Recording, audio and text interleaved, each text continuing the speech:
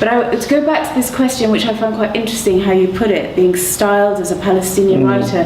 This process, in a way, is kind of okay. I mean, no, it's okay. It's fine, but it's quite interesting how one is not particularly in control as to how one is presented, and it's also quite interesting these choices you have to make about how you present yourself. And for me, I think in terms of a sort of ideology, I'm quite anti-nationalist as a general perspective, but I think there's something very particular about the Palestinian nationality, which is that you were meant to have disappeared, you weren't meant to exist, that makes me cling on to it and restate it. And I think it was just the nature of my book and how my book came into being, which has sort of put me in that place. But I've always tried to quite resist being placed as being like the authentic voice from Gaza, because I've never presented myself as being that. I'm not. I'm from a very different background, but it was for reasons of the book itself and the style of the writing that I chose a place where I could show all the issues that I wanted to write about. There's always that danger, isn't there, of being representative. Yeah. The black writer, the woman writer, the Palestinian writer. Yeah, no, that's very true. There was just the Palestinian Stories book, which you put me on to. Obviously, one of the writers in there. Where does your writing start from? Does it start from an idea, an image, an event, a dream? Well, I think for me, where the writing comes from can vary from work to work, and you're sometimes really lucky. I think the luckiest is when you get a voice that comes through and it's very strong, and that sort of takes you through, which has happened with one of my short stories, which was set, I don't know if you've read it, it's called Down the Market. It was set in an Israeli settlement. That was an award-winning one, wasn't it? Yeah, it's the first one I read, where that was that, and it also, the writing of it was quite fast, but it was just not something that I felt I needed to revise very much from.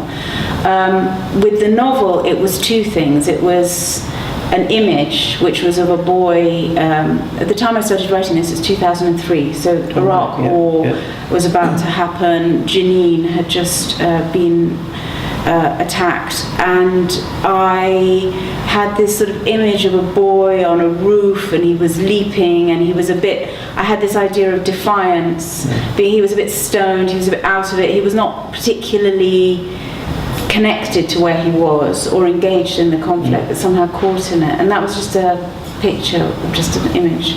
But the idea was more connected to what I'd studied in my master's, which was a legal master's, where I was looking at Palestinians and how they'd been divided, because at the time with the Oslo process, you felt that there were going to be so few Palestinians who'd be able to sort of stand up and claim any kind of connection to the supposed state which was meant to be being built. And I was looking at the ways in which different groups of Palestinians were being cut out of the process, were being separated from each other, and this idea of how representation of a nationality is so difficult within the international legal system when you don't have a state representing you. So the vulnerability of those groups. So looking at expulsions and looking at visa restrictions, different types of passes that Palestinians hold, different nationalities, diaspora in Latin America, etc., and looking at how different political parties have worked with these. So my idea with the novel was I was trying to think about how are Palestinians connected, not how they divided, but even if you're like a Palestinian in Houston screaming at the television every time there's an attack or a bombardment, or you're a Palestinian in Gaza, you're not actually there. You're the insider and the complete outsider. What's the connection? And to me, I felt maybe this idea of the cause, what is your sense of this unresolved injustice? How are you responding to it on a personal, emotional level? So then I thought, okay, I wanted characters who explore this in different ways. So I came up with my family piece by piece. So a bit intellectual, a bit just sort of idea-based, I guess.